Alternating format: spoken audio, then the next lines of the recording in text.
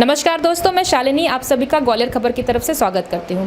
आज मैं आई हूं गोहद विधानसभा क्षेत्र में, जहां पर बहुत ही लोकप्रिय वरिष्ठ कांग्रेस के नेता मेरे साथ में बैठे हुए हैं। और सबसे पहले सर, आपका स्वागत है हमारे चैनल ग्वालियर खबर पर।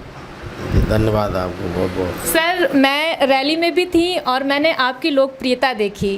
क्या कारण है कि लोग आपको इतना पसंद करते हैं? सवाल इस बात का है कि पसंद नापसंदी का सवाल नहीं। हमारे यहाँ बरसों से ताल्लुकात हैं और जनता से हमारे पारिवारिक रिश्ते हुए हैं। हम सुख दुख में, शादी में, गमी में कोई कार्यक्रम होता है तो सब मिल बैठ के मिलते जुलते हैं, भाईचारा बन गया है। इसलिए लोगों का स्नेह है, प्रेम है, आशीर्वाद है। और बरसों से मैं यहाँ हम अपने इस पूरे इलाके में घूमता रहता हूँ।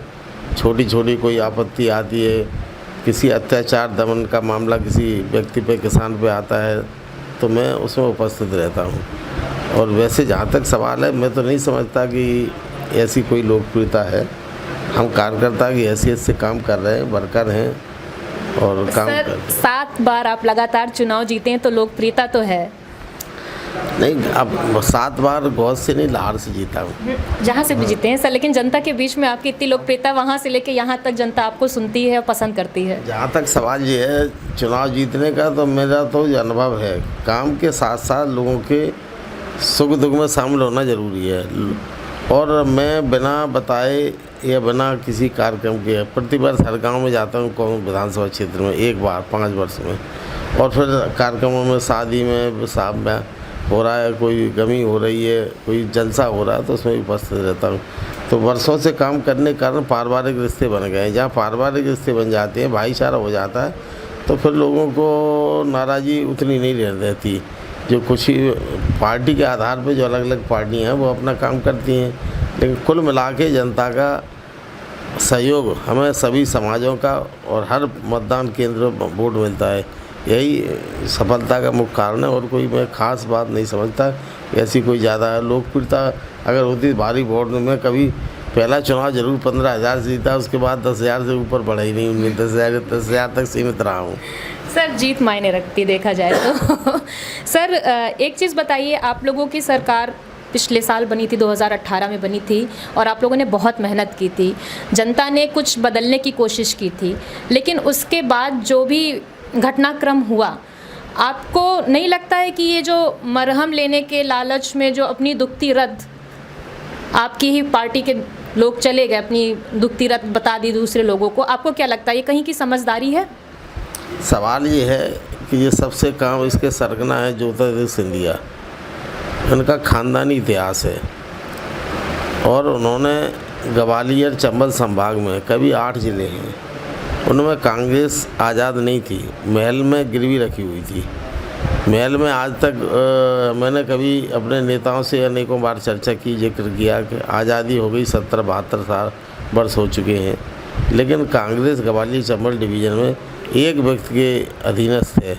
और वो जो उसकी चापलूसी करते हैं, जो उनके यहाँ गुलामी करते हैं लोग हैं, जनाधार वाले लोग हैं, उनका तो सिंधिया ने कैरियर ही बिगाड़ दिया। और आज स्थिति आपको दिख रही है, जब सिंधिया जी कांग्रेस से अलग हो गए तो अब उनकी जगह जगह अपमान हो रहा है।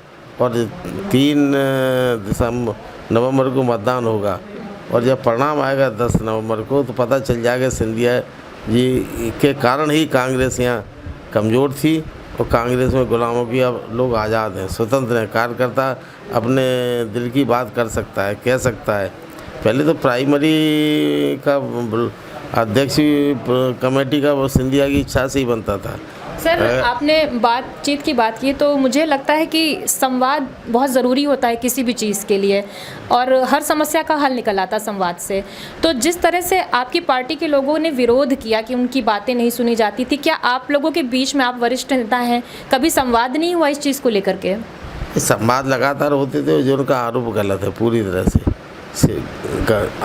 कमलनाथ जी की सरकार बनने के बाद पूरे 8 ज़िलों में सिंधिया जी के ही अनुरोध पर, सिंधिया जी के कहने से सभी ज़िलों में जिलाधीश कलेक्टर बनते थे, सभी ज़िले की पोस्टिंग पुलिस अधीक्षकों होती थी। अगर छोटा सा कर्मचारी भी कोई बिना सिंधिया की मर्जी के कोई विधायक बना लेता था, हम जैसा जो उनके मतभिन्नता रखने वाले लोग हैं, उनसे हमारा मत नहीं मिलता था, विचारधारा नहीं मिलती थी, तो हम करा तो उसको भी निरस्त कर देते थे, प्रतिष्ठा का प्रश्न बना देते थे। तो पूरे संभाग में उनकी चल रही करोड़ों की उन्होंने संपत्तियाँ इकट्ठी कर ली। इस दरमियान अपने अधिकारी बैठाल के राजस्व मंत्री दबाव में सरकार पर डालकर अपना राजस्व मंत्री बनवा लिया। और आज़ादी के समय जो मर्जर हुआ था एक स्टेट का, जियाजी राव सिंधिया के पूर्वज थे, उनका और भारत सरकार का मध्य सरकार का एग्रीमेंट है, और एग्रीमेंट के साथ साथ गजट नोटिफिकेशन है भारत सरकार का और जियाजी राव सिंधिया का। जो संपत्तियां थी उससे उन्होंने सब हेरा फेरी करके अरबों रुपए की संपत्ति उज्जैन में, शिवपुरी में, ग्वालियर में अपने नाम करा ली। और सरकार कमलनाथ जी के कमिश्नर होता है, उसको भी अपनी के पोस्टिंग अपना अनुसार बैठाल के अपने दबाव में काम करा लिए। तो अगर नहीं चल रही थी तो कमलनाथ जी ने तो फ्री हैंड कर दिया था उनको 8 जिलों में, जो चाहते थे सो वो होता था। सर, जनता भी यही कहती है। जब हम लोग बीच में गए, जनता के बीच में गए थे, तो कह वो लोकप्रिय नेता होते थे बहुत, कहते थे, उन्होंने कहा कि जो 15 महीने की सरकार चली तो यहाँ कमलनाथ सरकार नहीं चली, यहाँ सिंधिया सरकार चली। इस पे क्या आपको कहना है? तो ऐसा होता था यहाँ पे सिंधिया ही सरकार चल रही थी? निश्चित रूप से कमलनाथ जी की भलवंसात थी कि पार्टी के वह वरिष्ठ नेता रहे हैं। सिंधिया जी भी चुनाव मुख्यमंत्री मत मिले थे, कमलनाथ मतदान ने विधायकों ने सपोर्ट किया था, तो वो सोचते थे कि भाई हमें परिवार चलाना है। कमलनाथ जी ने अपना बड़प्पन दिखाया, तो उनसे कहा भाई इनकी महत्वाकांक्षा है, तो भाई नौजवान हैं, लड़के हैं, उनकी उम्र में काफ़ी कम है, तो कमलनाथ जी ने उनको आगे बढ़ने का अवसर दिया। उनके हिसाब से आगामी भविष्य के नेता उनको बनाना चाहते थे, लेकिन जब उनको जनता ने ठुकरा दिया, शिवपुरी और गुना की जनता ने बुरी तरह से इनको ठुकराया, तब उन्हें विचलित हो गए। ये बिना सत्ता के सिंधिया जी रह नहीं पाए।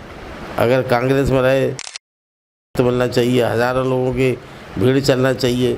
अगर वे कहीं दौरा करने जाते हैं तो 8 संभाग के जिस प्रकार राजा महाराजा निकलते थे कहीं शिकार करने, तो पूरे 2-3 जिलों के आदमी शिकारी इकट्ठे करके ढोल बजा के चलते थे, शेर मारने चल रहे। उसी प्रकार सिंधिया जी आस पास के सभी जिलों की गाड़ियाँ बुला के लोगों से कहते थे पीछे चलिए, ये उनका वैभव दिखाते थे। अब जनता ने सब देख लिया और जनता नाराज़ हो चुकी थी, और आज और उनसे उनका कोई लोकप्रियता नहीं थी। लोकप्रियता थी पार्टी की, लोकप्रियता थी कांग्रेस की नीतियों की।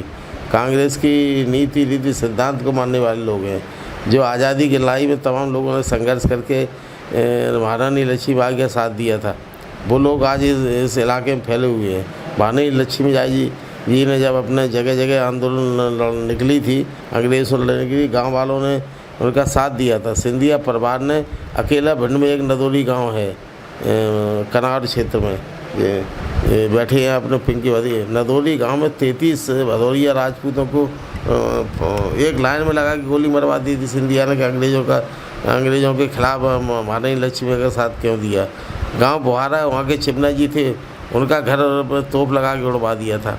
ऐसे अनेकों कृत्य सिंधिया के परिवार ने किए थे आज़ादी के समय, इसलिए लोग तैयार बैठे, मौका नहीं था।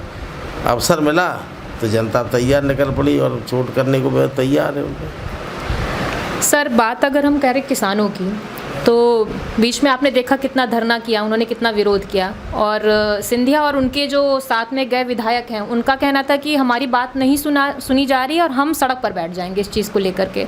लेकिन जब किसान सड़क पे बैठे थे, धरना दे रहे थे, उनका कहना था कि हमारे पास खेतों पे चलाने के लिए तो हल है, लेकिन हमारी समस्याओं को सुनने के लिए किसी के पास ना समय है और ना ही उसका कोई हल निकालना चाह रहा है।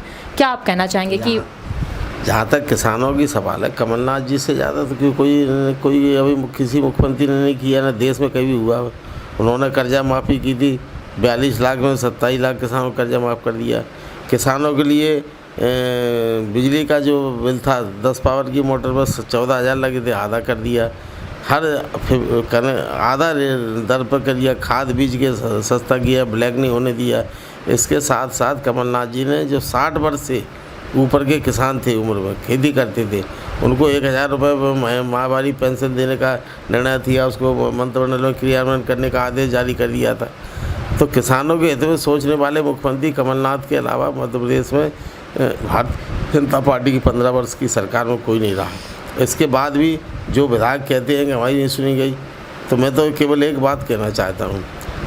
सर वो सड़क पे आने वाले थे जनता के लिए ही, लेकिन जब जनता या किसान, जनता का एक बहुत बड़ा रूप है जो हमारे अन्नदाता हैं, जब वो सड़क पे थे तो उनसे मिलने वो नहीं गए, तब वो सड़क पर नहीं है। मेरा प्रश्न ये है कि वो सड़क पे क्यों नहीं आए? वो क्यों कहते थे कि हम सड़क पर उतर आएंगे, हमारी बात नहीं सुनी जाती है, लेकिन जब जनता थी वहाँ पर तो उनके पास नहीं गए। जो खुद लुटेरा हो, ज़मीनों का भू माफिया हो, वो जनता की केवल मुँह से कहने से काम नहीं बनता। वो लफाजी थी सिंधिया जी की, कभी न जनता के बीच अपनी सामंतशाही में। और आज भी कहते हैं अब महाराज में को वोट चाहिए। काय का महाराज? वो महाराज हैं तो हम महाराज से ऊपर बड़े महाराज हैं। आज हर जनता राजा रंग एक है, लेकिन आज भी उनकी सामंतबाई वादी जो विचारधारा है, मानसिकता, वो नहीं बदली है। वो जनता में जाने का आज तक निकले कहाँ हैं? धूप ज़मीन में बैठने वाला आदमी नहीं। किसी को अगर उनके पैर कोई नहीं छुए तो मिले, वो जो किसानों को भी जाएगा। वो तो केवल नौटंकी करके, किसानों को गुमराह करके, और आज भी याद कराते हैं सिंधिया हमारे पूर्वज हैं। आप हमारे परिवार के पूर्वजों का नमक खाया है। अरे भाई, नमक खाया होगा, वो लोग चले गए जब समय जमाना। आज आप जनता का नमक खा कर जनता के प्रतिनिधि हो, सेवक बन के क्यों नहीं रहना चाहते थे?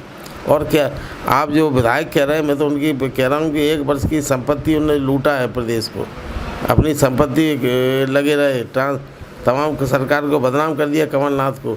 हर विधायक की जितनी 1 वर्ष में, सवा वर्ष में इन्होंने अपने कारोबार, धंधे, परिवार को खुशहाल बनाया है, उसकी अब अगर उच्च स्तरीय जांच कराई जाए, उच्च न्यायालय किसी जज से या CBI से, तो दूध का दूध, पानी का पानी पता चल जाएगा जिन लोगों ने क्या नहीं किया। कमलनाथ जी को बदनाम करने के लिए इन्होंने सब कुछ कर्म किए थे, और जब उनके रोका गया, उनके अवैध कृत्यों को, आज गोहद में जो विधायक था रबड़ी जाटव, उससे देखो खदाने हैं 100 अभी आपके बगल में ही गोहद में बैठे हैं। 1 किलोमीटर पे आगे जाइए, 100 फुट नीचे चल रही हैं, हज़ारों ट्रक रोज़ाना निकल रहा है। एक दिन में 1-1 करोड़ की खनिज संपदा गिट्टी यहाँ से उत्तर प्रदेश अन्य प्रांतों में जा रही है। गोहद को लूटने का काम जो विधायक कर रहा था, वो कहता है कि हमारी नहीं सुनी जा रही। यहाँ सब एक से नीचे से ऊपर तक पोस्टिंग में रणवीर जाटव के द्वारा हुई। आज भी जितने अधिकारी बैठे हैं वो खुलेआम प्रचार कर रहे हैं रणवीर जाटव का, और उसके बाद ही वो आप व्यक्ति कहें ये लोग कि हमारी नहीं सुनी जा रही, तो इससे ज़्यादा शर्म की बात और कोई हो नहीं सकती। सर, आप कांग्रेस के वरिष्ठ नेता हैं और आपके बारे में कहा जाता है कि आप जहाँ जाते हैं वहाँ पर जीत निश्चित होती है, उस पार्टी की उस सीट पर जीत निश्चित हो जाती है। ये 16 सीटें जो हैं ग्वालियर चंबल संभाग की, आपके ऊपर इसका भार है और आप इसके लिए बहुत मेहनत भी कर रहे हैं। तो मैंने कहीं पढ़ा भी था, कमलनाथ जी के हैंडल पे मैंने देखा था, ट्विटर हैंडल पर उन्होंने कहा था कि भाजपा के लिए खुशी की खबर है कि 24 ही सीटों पर उनकी ज़मानत जब्त होगी। ऐसा क्यों कहा, और आपको कितना लगता है कि कितनी सीटें जीत पाएंगे 28 में से?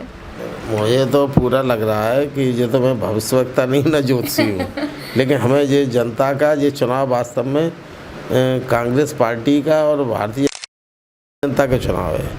आम जनता तैयार बैठी, आम जनता में आक्रोश है और लोहा गर्म है, चोट करना बाकी है। 3 तारीख को इस प्रदेश की जनता चोट करेगी, और हमारा विश्वास है, हमारा मन बोलता है कि जो अगले विधानसभा चुनाव का जब परिणाम आएगा तो कमलनाथ जी मध्य प्रदेश के मुख्यमंत्री बनेंगे। ये थे कांग्रेस के वरिष्ठ नेता डॉक्टर गोविंद सिंह जी, जिनका कहना है कि जनता अपने ठोक तंत्र से, लोभ तंत्र के द्वारा बनाई गई इस सरकार को गिराएगी। मैं शालिनी, कैमरामैन सुधांशु के साथ। Thank you.